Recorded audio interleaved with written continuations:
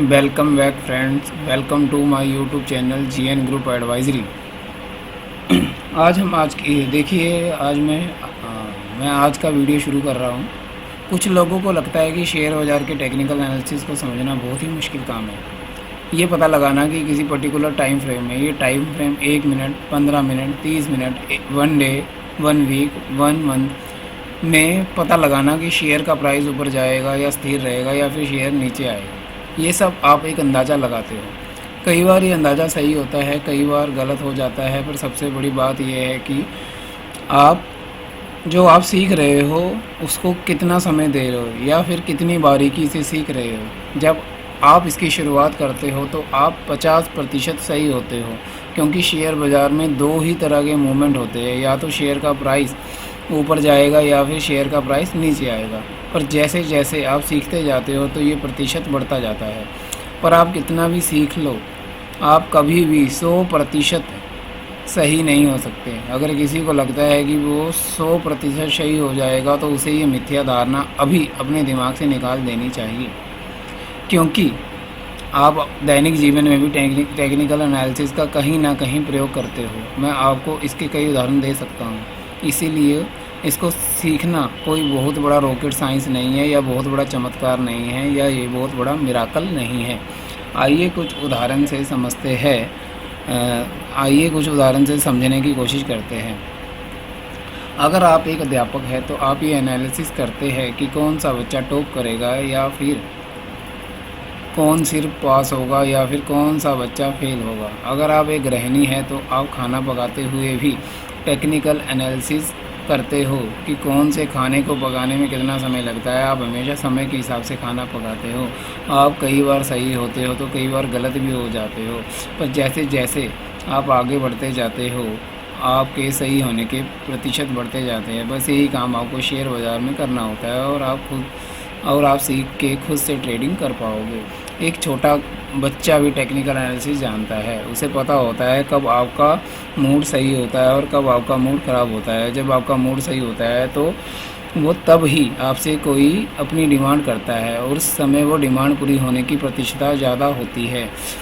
ऐसे ही बहुत सारे एग्जाम्पल भरे पड़े हैं जो आपके दैनिक जीवन में टेक्निकल एनालिसिस का प्रयोग करते हैं। आप भी कहीं ना कहीं टेक्निकल एनालिसिस का प्रयोग अपने दैनिक जीवन में करते होंगे। बस ये चीज़ आपको शेयर के प्राइस, उनके मूवमेंट पर लागू करनी होगी। तो मेरे साथ तैयार रहे शेयर बाज़ार के इस नए सफ़र में। आज हम कुछ ज़रूरी टर्म्स के बारे में पढ़ेंगे जो कहीं ना कहीं टेक्निकल एनालिसिस में प्रयोग की जाती है। शब्द प्रयोग और सिद्ध होने की प्रतिशत कितनी है। सबसे पहला है सापेक्षिक शक्ति सूचकांक, जिसे RSI इंडिकेटर कहा जाता है। ये सूचकांक मानवीय भावनाओं को मापने में मदद करता है और शेयरों के ओवरबॉट या ओवरसोल्ड होने की संभावना की जानकारी प्रदान करता है। इसके सही होने की जो प्रतिशत है वह 60 से 70% है। इंडिकेटर MACD विभिन्न मूल्यों के बीच विभिन्नताओं को पहचानने में मदद करता है और नए ट्रेंड के आगमन की संभावना प्रदान करता है। इसकी सिद्ध होने की प्रतिशत 65% से 75% के बीच में है। समर्थन और प्रतिरोध, जिसको सपोर्ट एंड रेजिस्टेंस कहते हैं, ये स्तर निर्धारित करने में मदद करते हैं जो जहां शेयरों के मूल्य में वृद्धि या गिरावट की संभावना होती है। इसकी प्रतिशत 70 से 80% है।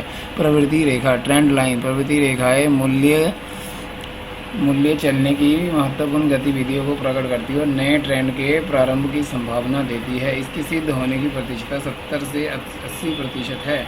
मोमबत्ती आकृतियाँ, जिसे कैंडलस्टिक पैटर्न कहते हैं, मोमबत्ती आकृतियाँ निकट भविष्यवाणी करने में मदद करती है, जैसे कि वृद्धि या गिरावट के संकेतों की पहचान। इसके सिद्ध होने की प्रतिशत 60 से 70% है। वॉल्यूम मूल्यों या गिरावट की पुष्टि करने में मदद करता है, जो किसी निश्चित दिशा की महत्वपूर्णता को दर्शाता है। इसके सिद्ध होने की प्रतिशत 70 से 80% है। बोलिंजर बैंड मूल्यों की सीमाएं प्रदर्शित करते हैं, जिनके आधार पर मूल्यों की स्थिति का अनुमान लगाया जा सकता है। इसके सिद्ध होने की प्रतिशत 65 से 75% है। ब्रेकआउट ब्रेकआउट से जानकारी प्राप्त होती है कि कहां शेयर की मूल्य में समर्थन और प्रतिरोध का तोड़ हो रहा है और नए ट्रेंड की शुरुआत हो रही है। इसकी सिद्ध होने की प्रतिशतता 60 से 70% है। मूविंग एवरेज क्रॉसओवर ये सिग्नल देता है कि जब दो अलग अलग समय अवधियों के मूविंग एवरेज एक दूसरे को पार करते हैं तो एक नया ट्रेंड शुरू हो सकता है। इसके सिद्ध होने की प्रतिशतता 60 से 70% है। हम आगे आने वाली वीडियो में इन सब इंडिकेटर को बहुत ही विस्तार से समझेंगे और ये भी समझेंगे आप कौन कौन से इंडिकेटर को यूज़ करके कितने प्रतिशत सही हो सकते हो और आगे इनको कैसे यूज़ करना है ये भी समझेंगे। आपने अपना कीमती समय मुझे दिया उसके लिए बहुत बहुत शुक्रिया। अगर आपको वीडियो पसंद आए इसे लाइक शेयर और सब्सक्राइब जरूर करें और नए लोगों तक इसको ज़रूर पहुंचाएं ताकि उनका भी भला हो जाए। शुक्रिया।